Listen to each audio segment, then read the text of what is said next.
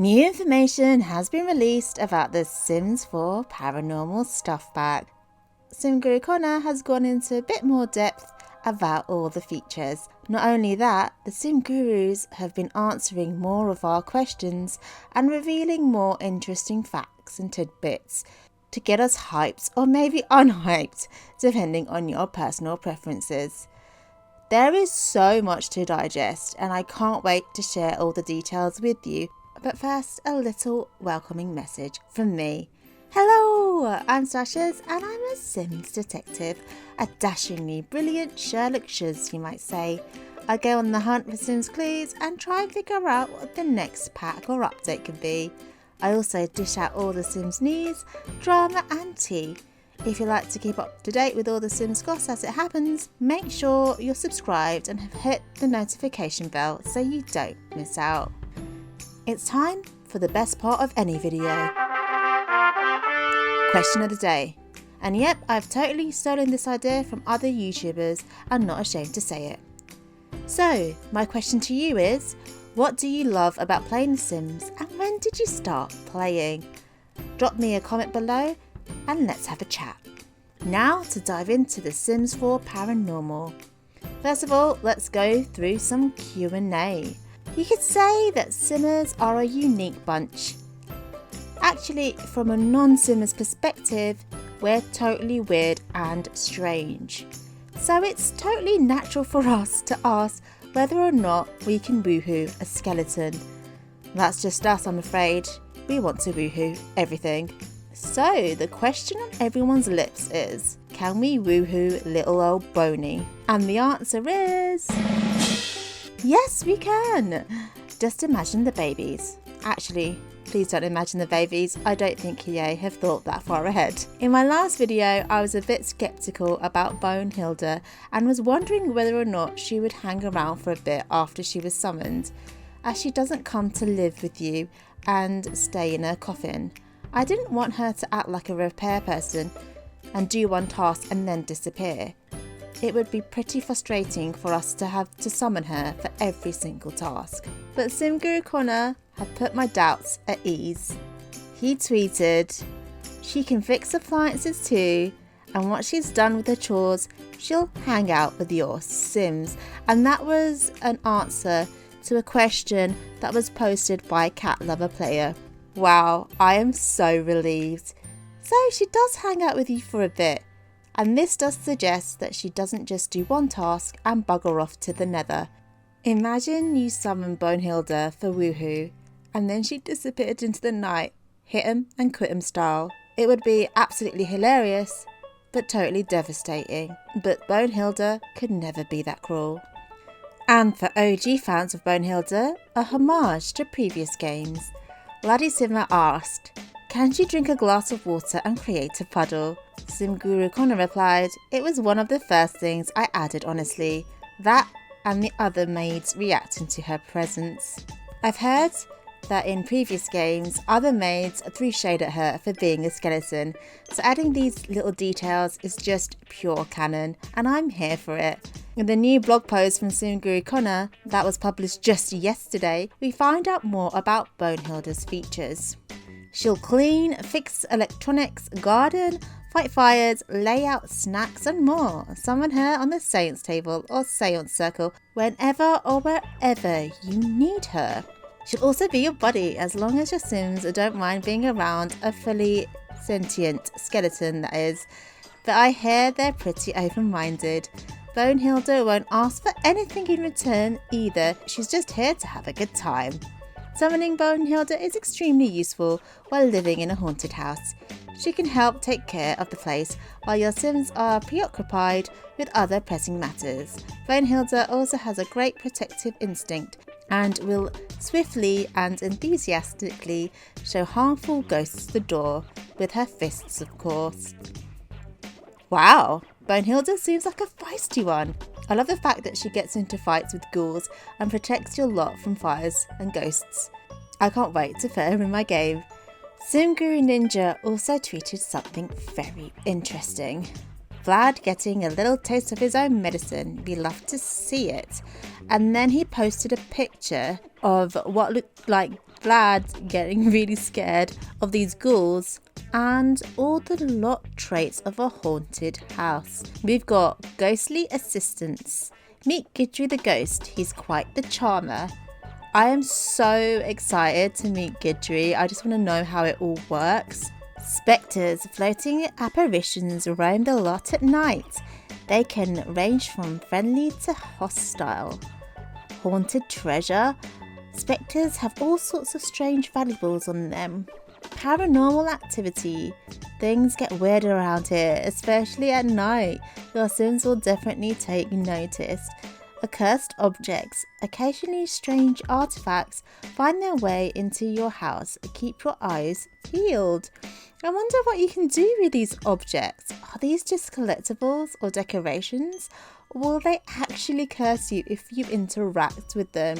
Would love to find out more about these. I wonder if they're the rag dolls that look like voodoo dolls, because that would be super cool. And then it's alive. Try keeping the entities of the house on your good side. Oh no, will these be like those annoying gnomes that come to your lot during a particular holiday that you have to appease? Because those were so irritating. And then we have aspiring investigators welcome. Become a paranormal investigator with the help of Gidry. Now this is an active career, and this is another thing I'm looking forward to. And then we've got question mark. She's coming for you. Oh my goodness, I want to know more. Will that bring about a Sim's death? I also love the fact that Vlad can get scared by hauntings too. That's hilarious. Please remember that this is a lot type, so all these little features will come by default. You can then add different traits as you wish. Going back to yesterday's blog post, let's find out more about the features of the pack.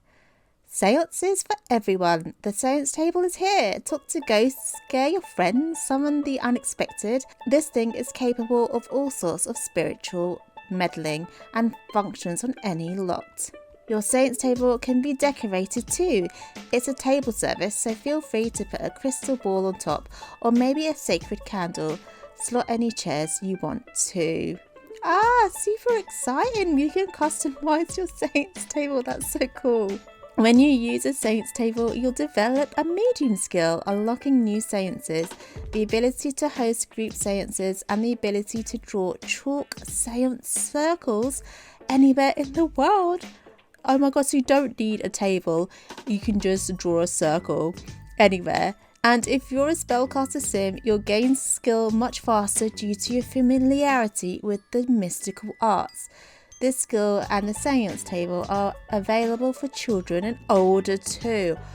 I'm glad that we've got more things for children, because sometimes we get activities that are only aimed for one particular age group and it's not like a group family activity. So big yes for me. Thank goodness that your children, teenagers and adults can join in all the seance fun.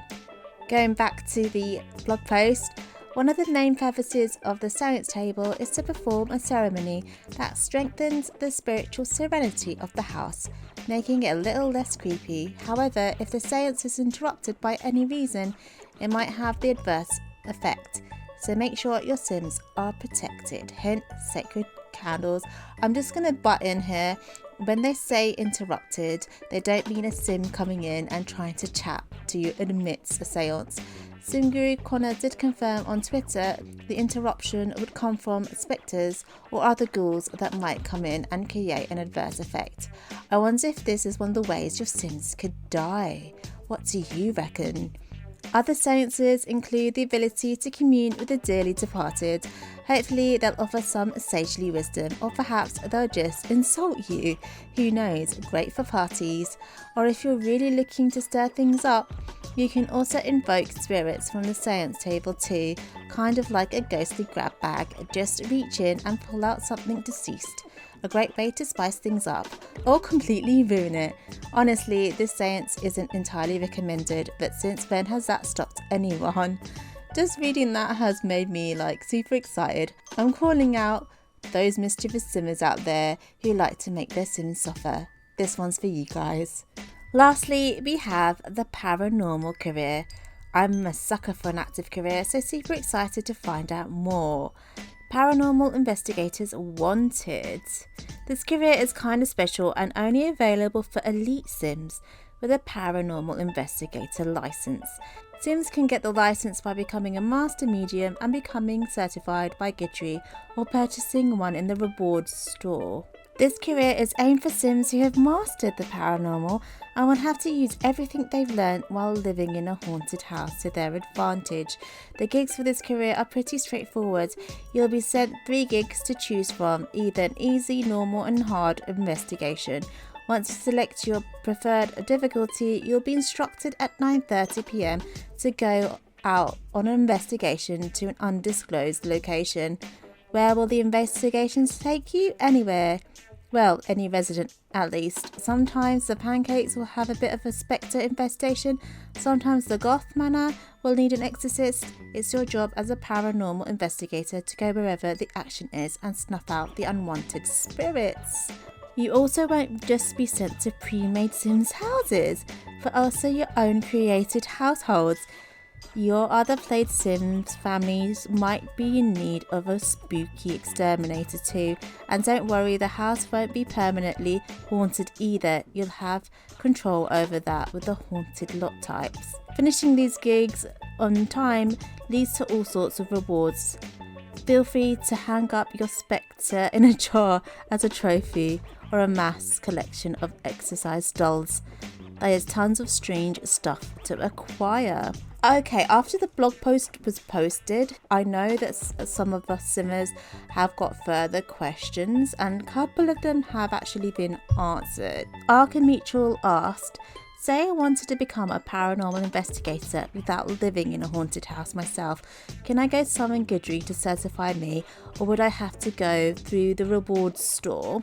And SimGuru kind of replied, it will be hard to find Gidry without setting foot in a haunted house first. Purchasing the license from the reward store might be your best bet. And then another question was asked, since the Sims can commune with their departed family friends, will this mean that it can also help strengthen their spirit? Will there be any specific conflict if I have Bonehilda and a butler and other services working at the same time? SimGuru Connor responded, there shouldn't be any conflict between Bonehilda and other butlers. They should work together. Maids you hire over the phone might have a small issue with Bonehilda too. I totally love that. As a Simmer who's only played Sims 4 and being influenced by Plumbella's love for Bonehilda, I can't wait to see her in all her glory, just for the Sims crack and comedy value. After hearing all of this, are you guys excited for the new stuff pack? And do you have any other questions or things that have yet to be answered? What's your favourite feature so far? Make sure you drop a comment below and don't forget to hit that like button or subscribe if you haven't done so. Keep shining guys, and I'll see you soon. Bye!